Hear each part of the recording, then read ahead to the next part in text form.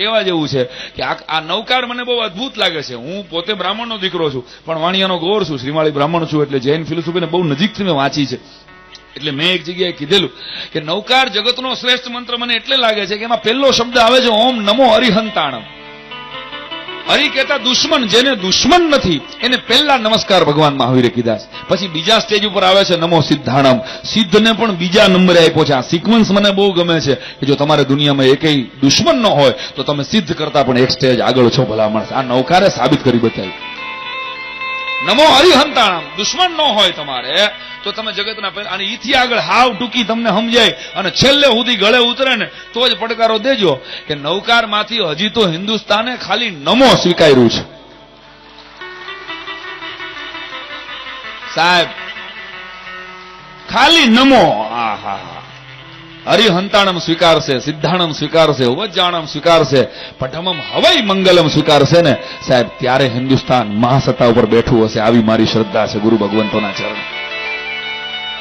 કારણ કે 2500 વર્ષ પહેલા ભગવાન મહાવીરે જે જૈન ફિલસૂફી આપી એ ત્યારે બીજા જગતના તમામ ધર્મો પ્રવર્તમાન હતા જ, પણ એમાંથી એમને લાગ્યું ભગવાન મહાવીરે એટલે સાયન્સને ધર્મના રૂપે જે આપ્યું છે, 24 જે સિસ્ટમ આપી છે એ જૈન ફિલસૂફી પૂરેપૂરી વૈજ્ઞાનિક ફિલસૂફી છે. 14 કલાક તમારી હોજરી ખાલી રહે તો કોઈ દી તમે માંદા જ ન પડો. અને એટલે કહી શકું છું 24 કરનારો એકે એક જૈન શ્રાવક કોઈ દિવસ હોસ્પિટલમાં દર્દી તરીકે નથી જાતો. વાણિયાનો દીકરો હંમેશા હોસ્પિટલમાં દાતા તરીકે ઉભો હોય છે ભલા માણસ. Thanks to this philosophy only. માત્ર ને માત્ર આ ફિલોસોફીને લીધે જેને પકડી રાખી. હવે અમે ક્યાં કહી છો, હવે ભાઈ આપણે ઈ ગયા હો. 1% છો સાહેબ, યાદ રાખજો. તમે જેટલા પણ જૈનો અહીં બેઠા છો એ બધાને કહું છું કે આખા ભારતની અંદર માત્ર 1% હવે તમારી ટોટલ આબાદી અત્યારે 1% છે. વિચાર તો કરો. અને છતાંય પ્લેનની અંદર, 5 સ્ટાર હોટલની અંદર કે દુનિયાના કોઈ પણ ખૂણામાં અરે 10-20 રૂપિયાની ભેળ વેચવાવાળાને લખવું પડે કે જૈનની ભેળ મળશે ને તમારા ધર્મની તાકાત છે સાહેબ. નકર 1% કોમ અને એનો પરચેઝિંગ પાવર 99% જેવો સાહેબ. કોઈ તમે સાંભળ્યું બ્રાહ્મણની ભેળ મળશે?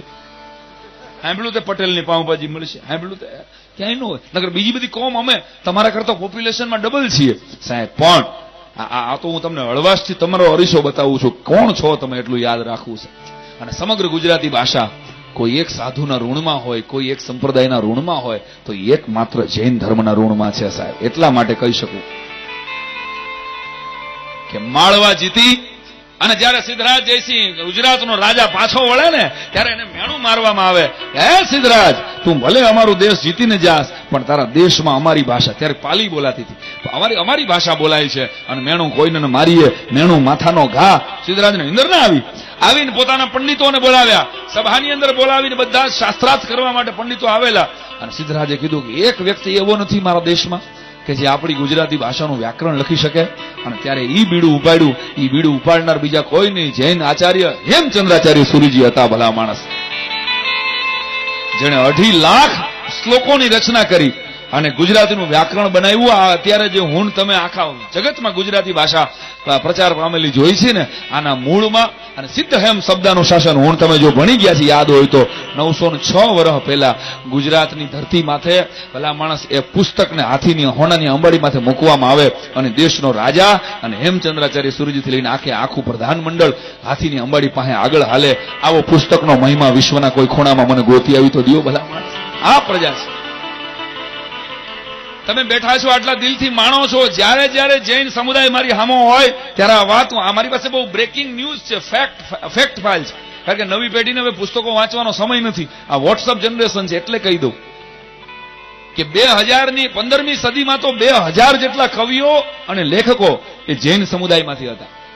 સીધી વાત, કઈ પ્રિન્ટરો તો હતા નહીં કે સીધે એમ શબ્દનું શાસન કાલ 2000 કોપી છપાઈ જાય અને બધાને ગિફ્ટ મળી જાય. એક જૈન સાધુઓએ, જૈન શ્રાવકોને હેમચંદ્રાચાર્યએ પરંપરા સાથે શીખવાડ્યું. એટલે ગુજરાતી ભાષા સૌથી પહેલા જૈન શ્રાવકોમાં અને જૈન સાધુઓ અને સાધ્વીઓમાં આવી. અને એમ કરતા કરતા 15મી સદીમાં 2000 કવિઓ અને લેખકો હતા. અને ઇતિહાસ સાથે વાત કરું છું કે ઈસવીસન 1517માં ગુજરાતી ભાષાનું પહેલું કાવ્ય આચાર્ય શાલીભદ્ર સૂરીજીએ લખ્યું, જેનું નામ હતું ભર્તુહરી બાહુબલી રાસ. આ સૌથી પહેલું ગુજરાતી ભાષાનું કાવ્ય હતું.